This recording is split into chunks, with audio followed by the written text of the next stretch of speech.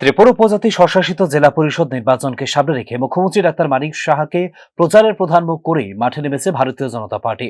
এবারে নির্বাচনে 28টি আসনে প্রথমবারের মতো প্রতিদ্বন্দ্বিতা করছে দলটি, যা রাজনৈতিকভাবে বিশেষ তাৎপর্যপূর্ণ, বিশেষ করে বিজেপির জন্য।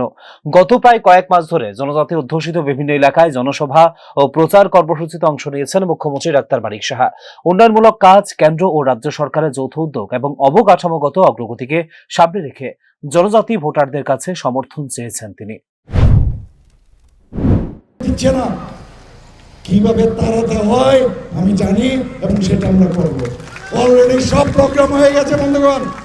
মানুষের কণ্ঠ রোধ করে এখানে টিএমপি ত্রিপুরা পার্টি আর একটা হচ্ছে টিএমসি তৃণমূল কংগ্রেস, একই এক মুদ্রার ওই পিঠ আর ওই পিঠ।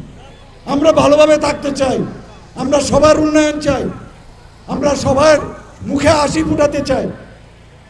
তো এখানে থামসা করে একটা জাতিগত একটা ভাবনা সুরসুরি দিয়ে রাজত্ব করতে চাই। মেইন উদ্দেশ্য হচ্ছে এত লুটপাট করলাম, বিদেশ ভ্রমণ, হ্যাঁ, আর কি আমোদ আনন্দ এগুলো ছুটে যাচ্ছে।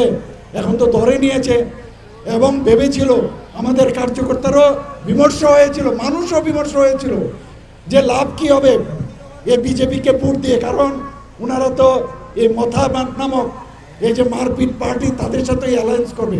আমরা কিন্তু সেটা হতে দেইনি বন্ধুগণ। এই 28টার মধ্যে আপনারা কিন্তু ইতিহাস সৃষ্টি করতে যাচ্ছেন বন্ধুগণ। ত্রিপুরার ভবিষ্যৎ আপনাদের উপরে। একবার যদি এই রাষ্ট্রবাদী সরকার এবং রাষ্ট্রবাদী যে আমাদের পার্টি, তার সরকার যখন এই প্রথম আমরা এই যে সরকার এখানে গঠন করবো ইটিসিতে, এবং একটা ইতিহাসের সাক্ষী হয়ে থাকবেন এবং পার্মানেন্ট সলিউশন হবে ত্রিপুরা। আমরা আগে জানতাম। রাজনৈতিক বিশ্লেষকদের মতে মুখ্যমন্ত্রী ডাক্তার মানিক সাহা গ্রহণযোগ্যতা এবং সরকারের উন্নয়নমূলক বার্তাকে মূল হাতিয়ার করে নির্বাচনী প্রচার করেছে ভারতীয় জনতা পার্টি। বিশেষ করে জনজাতি এলাকার আর্থসামাজিক এবং অবকাঠামো উন্নয়ন নিয়ে রাজ্য সরকার এবং কেন্দ্রীয় সরকারের বিভিন্ন প্রকল্পগুলি তুলে ধরার চেষ্টা করেছেন মুখ্যমন্ত্রী ডাক্তার মানিক সাহা। একের পর এক এখানে যদি পর্যটন হয় জনজাতি দূষিত এলাকায়, আমরা চাই যে জনজাতি এলাকায় উন্নয়ন হোক। আমরা মানুষের জন্য আমরা কাজ করতে চাই বন্ধুগণ। আজকে জনজাতিরা কি বলছেন?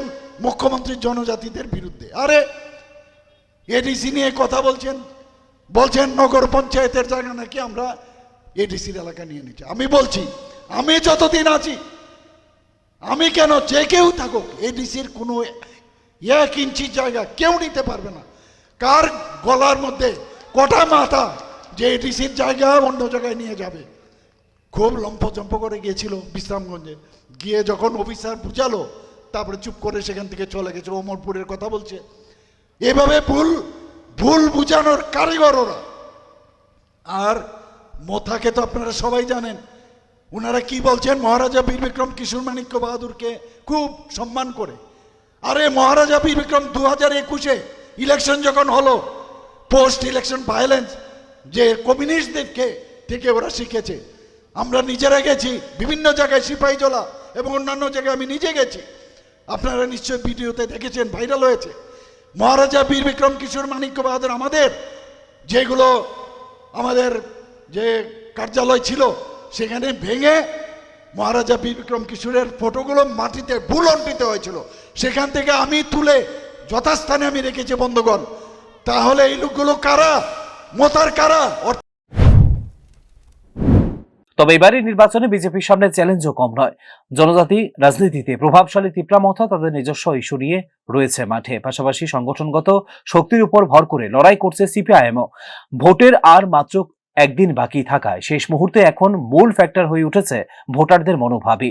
আগামী 17 মার্চ ঘোষণা হবে উপজাতি স্বশাসিত জেলা পরিষদের নির্বাচনের ফলাফল। তবে নির্বাচনী ফলাফল বিজেপির পক্ষে না বিপক্ষে গেল, তার চেয়েও গুরুত্বপূর্ণ বিষয় হলো আগামী 2028 ত্রিপুরা বিধানসভা নির্বাচনকে সামনে রেখে টিটিএডিসি এলাকার নির্বাচনে মুখ্যমন্ত্রী ডাক্তার মানিক সাহাকে সামনে রেখে সবকটি আসনে এককভাবে লড়াই করা।